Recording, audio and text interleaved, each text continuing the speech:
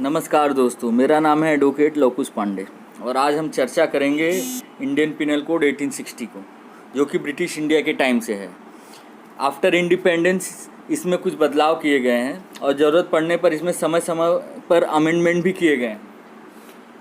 यहाँ पर आज हम चर्चा करेंगे आईपीसी की 1860 के बारे में और चैप्टर 1 के सेक्शन 1 से 5 को समझेंगे।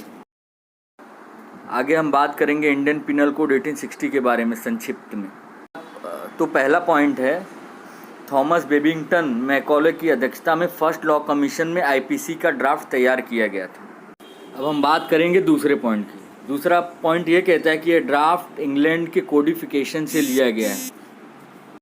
आगे हम बात करेंगे तीसरे पॉइंट की। तो तीसरा पॉइंट ये कहता है कि 1850 में इस ड्राफ्ट को कंप्लीट कर दिया गया था और 1856 में इंग्लैंड के संसद में इसे पेश किया गया, लेकिन 1857 के स्वतंत्रता संग्राम के कारण इसे लागू नहीं किया गया। आगे चौथा पॉइंट यह कहता है कि बर्न्स पिको के द्वारा इस कोड में कुछ बदलाव करने के बाद 1 जनवरी 1860 को इसे लागू किया गया है।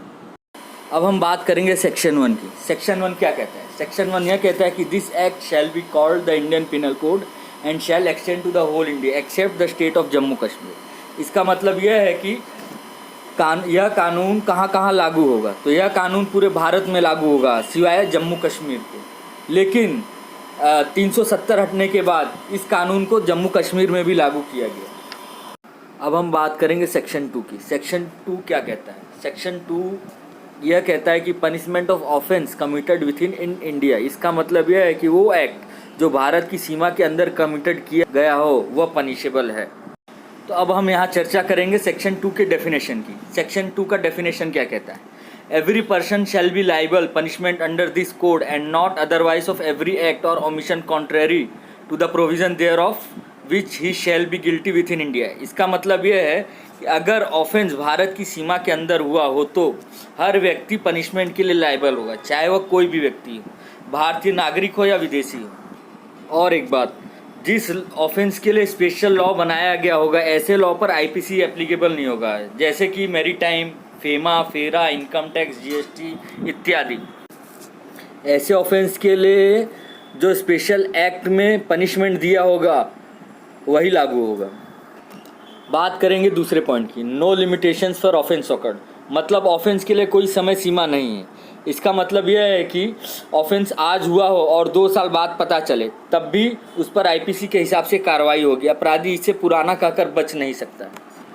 5वें पॉइंट में इसके कुछ एक्सेप्शंस दिए गए हैं कि यह कानून किन किन लोगों पर लागू नहीं होगा। तो जिसमें president, foreign sovereign, diplomats, alien enemies, arm force, foreign arm, ये लोग शामिल हैं। आगे हम बात करेंगे सेक्शन 3 की। सेक्शन 3 ये कहता है कि punishment of offence committed beyond but which by law may be tried within India. इसका मतलब यह है कि ऐसे अपराधों के बारे में बात करना जो अपराध भारत के बाहर हुए हों, लेकिन उन अपराधों को ऐसे देखा जाता है जैसे वो भारत में हुए हों। अब हम बात करेंगे इसके पॉइंट की। तो इसका पहला पॉइंट यह कहता है कि Indian law to be tried for an offence committed beyond India shall be deal according to the provision of this code. इसका मतलब यह है कि भारतीय कानून तब भी लागू होगा अगर अपराध भारत के बाहर हुआ हो तो, और उसके ऊपर भारतीय कानून के हिसाब से कार्रवाई होगी। अब हम बात करेंगे दूसरे पॉइंट की। तो दूसरा पॉइंट यह कहता है कि India shall be deal with according to the provision of this code for any act committed beyond India in the same manner has if such act had been committed in within India. इसका मतलब है कि section 3 का दूसरा point यह कहता है कि अगर कोई अपराध भारत की सीमा के बाहर हुए हों उन्हें भारत में उसी तरह देखा जाएगा जैसे वो भारत में ही हुआ।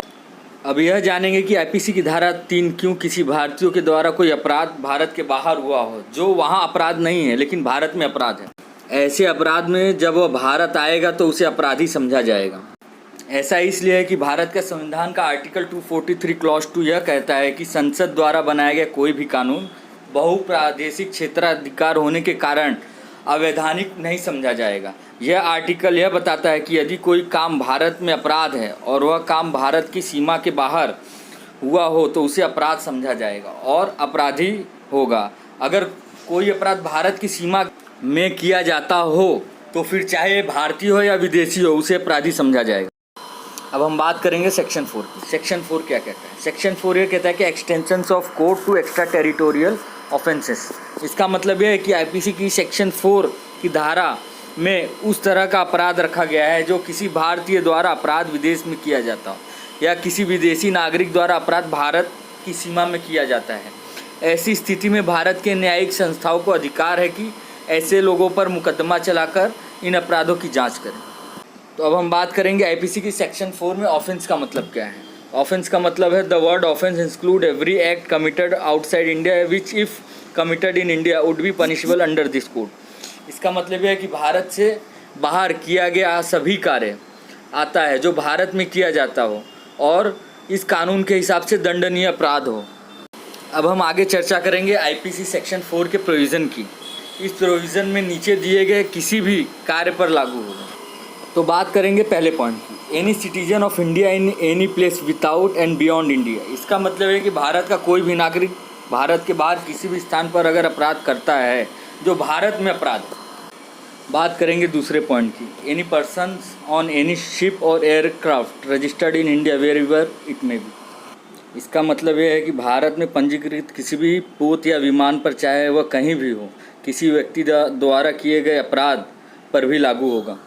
बात करेंगे तीसरे पॉइंट की, any person in any place without and beyond India committing offence targeting a computer resource located in India. इसका मतलब है कोई भी व्यक्ति किसी स्थान से बाहर और परे कोई अपराध भारत में स्थित कंप्यूटर साधन को लक्ष्य बनाते हुए कारित करता है तो वह अपराध माना जाएगा। अब हम चर्चा करेंगे सेक्शन 5 की। सेक्शन 5 क्या कहता है?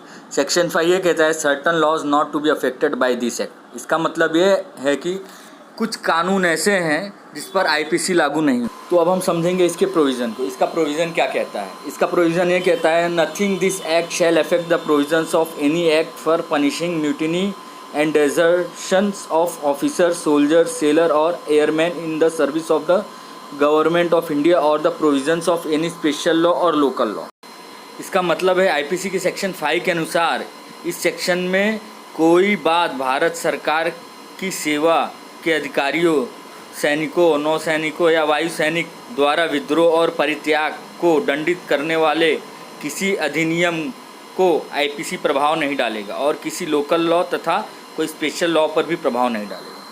तो आज हमने आईपीसी के सेक्शन 1 से 5 को समझ लिया है। आगे के सेक्शन को अगले वीडियो में समझेंगे। धन्यवाद।